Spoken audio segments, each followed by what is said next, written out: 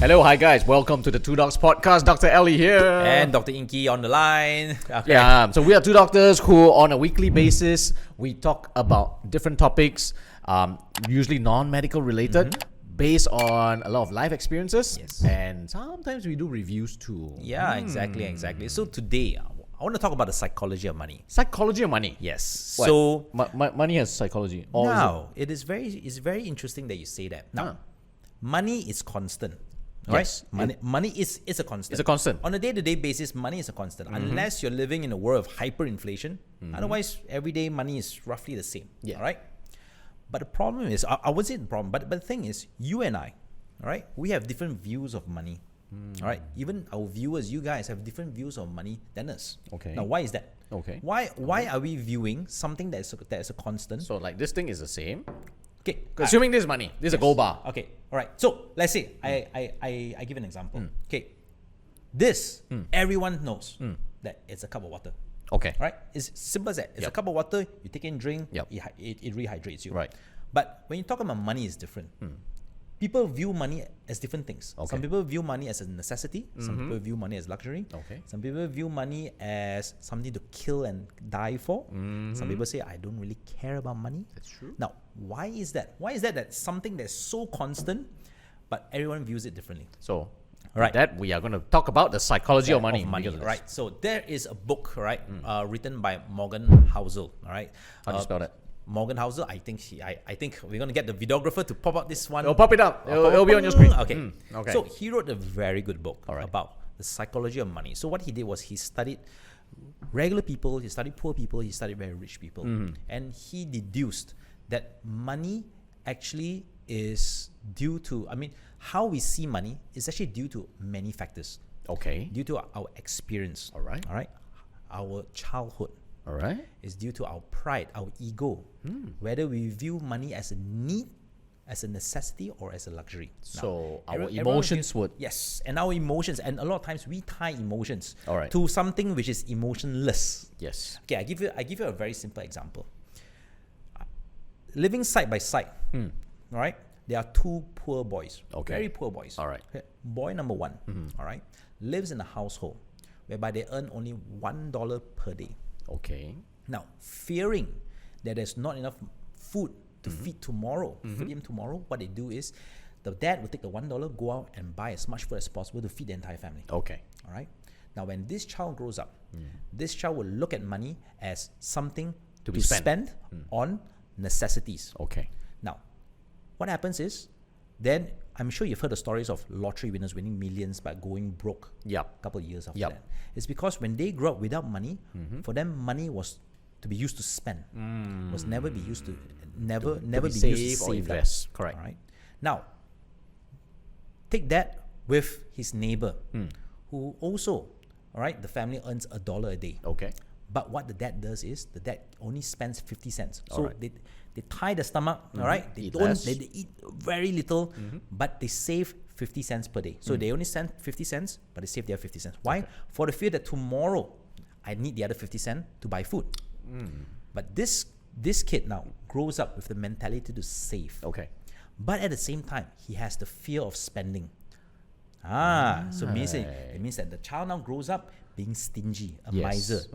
Because he say that, what if Tomorrow not enough money? Yes, what if tomorrow not enough money to buy food? So always he stops save. spending. Yes. Okay. So imagine these two kids grow up in a very poor environment. They stay by side. They have totally different views of money. Now that, if you look at our society, we have so many tiers. We have from the ultra poor to Yes. the ultra rich. The So it means- B40, the M40, the T20. Exactly. So basically means that there are so many different mentalities. Now, the book itself, right? This particular book, I highly advise everyone go read it.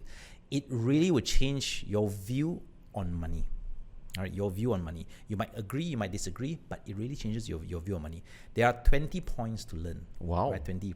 But today I'm just going to highlight 7 of them. 7. Just 7. That's All right. good. This is my favorite 7. All right. I relate to the 7. Okay. So let's say if you read it, you might relate to maybe 5 or 7 of a different point. Okay. So this is what I relate to. All right. The first is don't judge others. Don't judge others. Yes. Meaning what? Don't judge others for How their they character spend or the how money. they spend. How they spend the money. Okay. Don't judge others how they spend their money. So you remember boy 1? Yes. All right. he would, Yes. he would just buy. He would just spend. Boy two saves will save, 50%. right? Right. It's because they were molded by their childhood Alright. and how they saw the world. Alright. So more often than not, especially maybe in an Asian community, right? We you like to would compare. Have, yeah, you We like compare. to compare, and then you would have relatives, Talking about it, Hey, yes. you shouldn't have bought the car so expensive for what? Oh no, you should have buy the car. The car is really really good. No, you don't need that. Even your own in-laws will say the same thing. Yes, Don't buy exactly. the house now. Save it Yes, later. exactly. Yeah, so exactly. it doesn't matter. Yeah. Or sometimes what happens is, during one of the festive season, Chinese New Year or Hari Raya, wow, one of your relatives drive a nice big car. Zoom. They be like, yeah, this guy trying to show off his money, is it? So, but the thing is, don't judge others because how they perceive money and how you perceive money is different. Correct. So it's actually a very, very good thing to actually say.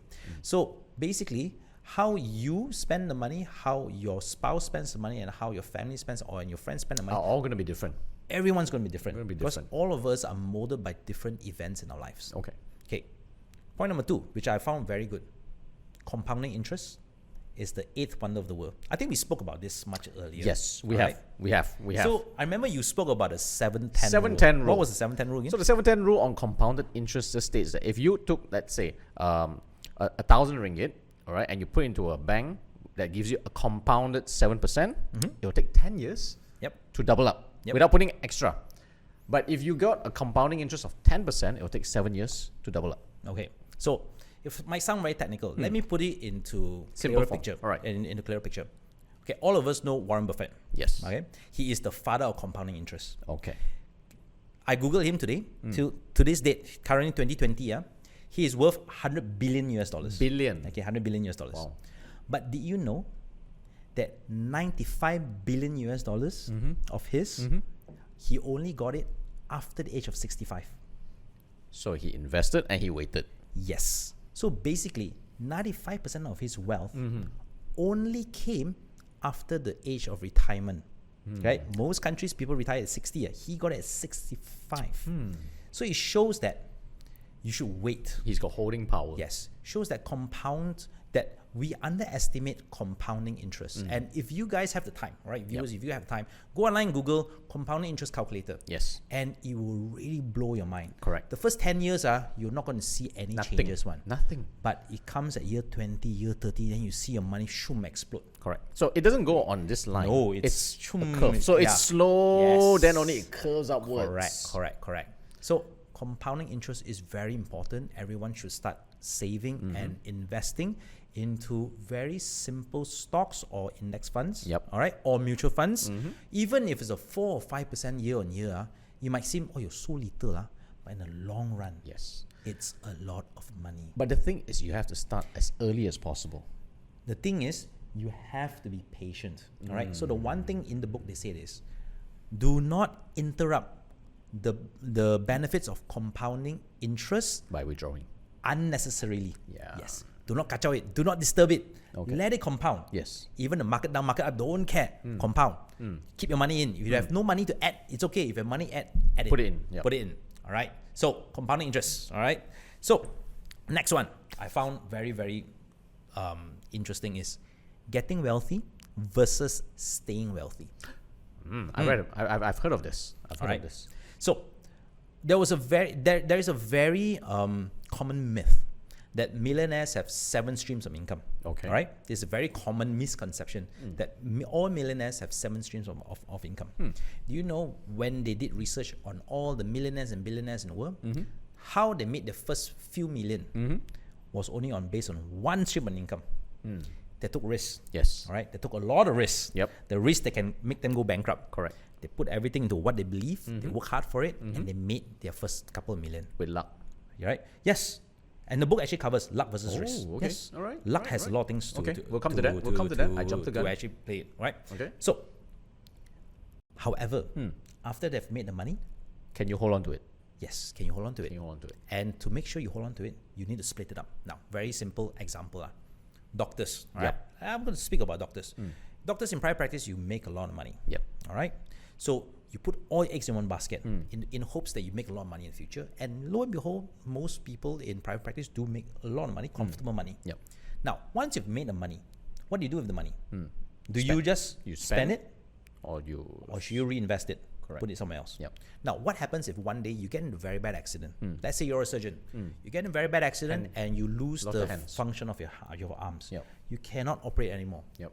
If you do not have a secondary stream of income after you've gotten rich, you will not be able to sustain your lifestyle. All right, you won't be able to feed yourself on a daily basis. Yep. So what it says is, it's okay to take risks when you're poor, but once you've made the money, de-risk yourself. That's true. Reduce the amount of risk. That's true. That's Right? true. That's true. Right? That's true. So always think that what happens if my main income source is it's gone, it's been shattered. So please de-risk yourself. Put the investments to other things. That's what people say. The person who has nothing to lose Yes. will be the one that takes the most risk. Yes, correct. What So else? now, right, I'm going to jump to the next one. Right. The next one, which is luck versus risk. Okay. All right. So luck versus risk. A lot of times when we make money, it's due to luck. Right. I agree. Sometimes it's due to luck. Sometimes it's due to risk. Okay. Very simple. That's hard work, It's hard work. Yes. but at the end of it, it's the luck factor. Yes, correct. So Bill Gates, all right. When Bill Gates started his company, there's 3 people in Microsoft. All right. So there's 3 of them in high school. There is Bill Gates. There is one guy called Steve Ballmer, All right. and there's a third guy. No one knows the third guy. Why is that?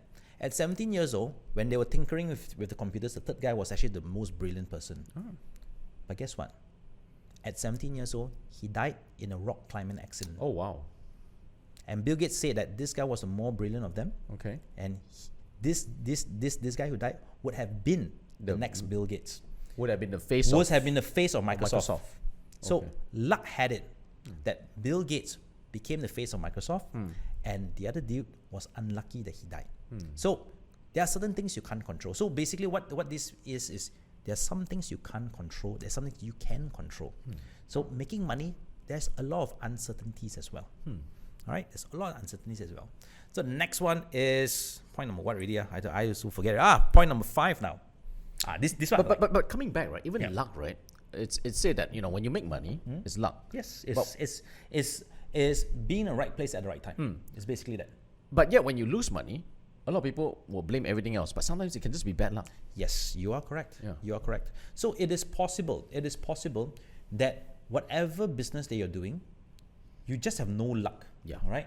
The right customer didn't come through. The right investor didn't come through. COVID happened? Yeah, COVID happened. Things happen. Things happen. And at the same time, luck can make you wealthy, whereby you're just at the right place at the right time, speaking to the right person, Yep. and then suddenly you become rich. So yes, there's a lot of factors in it. There is the luck factor as well. Now, the 5th one, I actually like it a lot. It's called man in a car paradox. Man in a car paradox. Okay, right. So man in a car paradox states that a lot of men, all right, they want to drive big fancy cars. All right. All right. The reason why they want to drive big fancy cars for 2 main reasons. One, the sense of accomplishment that they've done something with their life. Hence, I want to drive a nice big fancy car. Yep. But the second thing is to be respected. All right. I want to be respected among my peers, by people on the streets. That I'm driving a nice fancy car. Okay. So the man in the car paradox states that if someone, a passerby, sees you in a car, driving a nice bright red Ferrari, Yep. they're not going to envy you, they're not going to respect you, but what they do is they see the nice car. Now, their eyes are on the car, their eyes are not on the driver. And what they do is they wish that they were in the car. They put themselves in the car. They totally ignore the driver. So the whole purpose of having that was defeated. Yes, correct. So the whole purpose of having that was defeated. So a lot of times people spend their money on luxury goods, Thinking that they will Yes. please that themselves, they will be they'll- respected. Yes, they'll be respected. But yes. people actually don't care. Yes. Example. Even People wearing bags, expensive watches. Yeah, yeah. All right. So yesterday, I think a couple of days ago, I was talking to one of our doctors. Yeah. We had a conference. Yeah, So then they were comparing they watches. were comparing watches. So by comparing watches, they were trying to one up one another in a way of Yep. saying that, hey, my watch is more expensive than your I'm watch. earning I want more your than you, respect. yes. I'm earning more than you. So respect me, please. Yeah, please respect me. Yeah.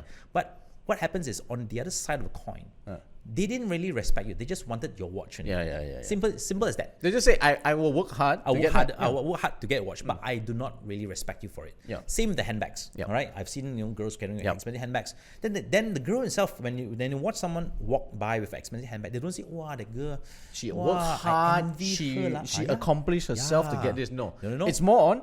Oh, I want that bag. I want that bag. I want a better bag. I want. Because I want to one up you. Yes, correct.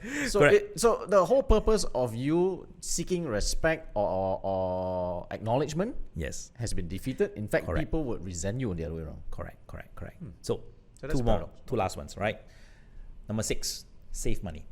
Okay. All right. Now, Save or SAVE or SAFE? SAV. Save. Right. Save money. Many a times we save money because we want to buy something. All right. Say, I want to buy a car. Hence, I save money. I want to accumulate some money so that I can go for a holiday. Hence, I save money. Okay. But a lot of people do not have the default to save money, even when there's no goal. Okay. Now, it is important to save as much money as possible. There's 2 main reasons why you should save money. Right? Doesn't matter whether you're not buying anything, all right, or you're not traveling. Always save your money. Reason number 1, surprises happens. Unexpected stuff happens. All right? Right? Yeah. Crap hits the fan. Yep. All right? Suddenly your car breaks down. Yep. You need money to repair the car. Yep. All right? Suddenly there's a leak in your roof. Yep. You need to repair it. Suddenly someone falls sick. Correct. You fall sick. Your parents fall sick. Your parents fall sick. You need emergency funds. Correct. Hence, there is a very famous saying: you should always keep 6 months of emergency funds with you. That's true. In case That's things true. happen. But if it's possible, save more. Yep. The reason why you save more then, that's number 2, so that you do not need to be tied down to your job. So imagine now you have saved 1 year, 2 years worth of savings, whereby if you get fired from your job, Yep. You don't right? panic. You don't panic. Or when it comes to the point whereby, you know what, I'm really sick of my boss. I really don't want to work with my boss really. Yes. You know, he's a slave driver. Yep. I can quit, Yep. knowing the next 1 or 2 years, I will not starve. Correct. And that gives you the freedom to go do other stuff. Correct. Ah, Because sometimes what you want to do when you restart won't get you the same pay. yes, that is correct. So let's say you're earning 10K today, Yes. but you hate this job. Yes, correct. So you need to find some happiness, but the new happiness where you really love will only get you 5. Yes, correct. But you've got commitments. All right. Having the savings gives you the luxury of doing what you love, better life, while you slowly build back to whatever you want. Yes, or, that's right. Or you downsize. That's right. That's right. That's a good. All right. Now, the number 7, and I think that this one, It's the best. all of us would have to learn. All right. Understand when is enough. Oh, yes. All right. Understand when is enough. That's now, true. when we start working and all, we try and chase that dream, ladder. That ladder, you Yep. know, whether it's The corporate corporate ladder or ladder, financial the ladder. financial all right? ladder. We always want that nicer car. We want to Nicer upgrade house, a nicer whatever we want. house, Yep. you know, bigger watches and stuff like that. But there's always a limit to How much you can get. How much you can get, and how much is Enough. more is enough. Example, I'll give you an example.